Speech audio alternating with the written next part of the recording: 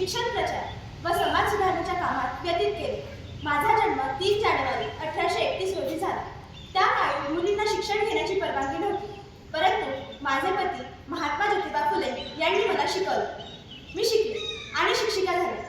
1848 रोजी आम्ही पुण्यातील भिडेवाडा येथे पहिली मुलींची शाळा सुरू केली. मी मुलींना शिकवायला जायचे तेव्हा मला लोक खूप त्रास द्यायचे, माझा अपमान करायचे, माझ्या अंगावर शेण फेकायचे.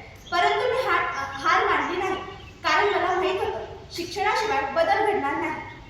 मी दलितांसाठी लढले, स्त्रियांसाठी लढले आणि समाजात अन्याय झेलणाऱ्यांसाठी लढले. मी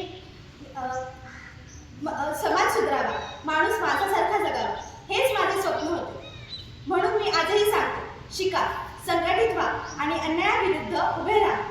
शिक्षण हाच खरा बदलाचा मार्ग आहे. धन्यवाद.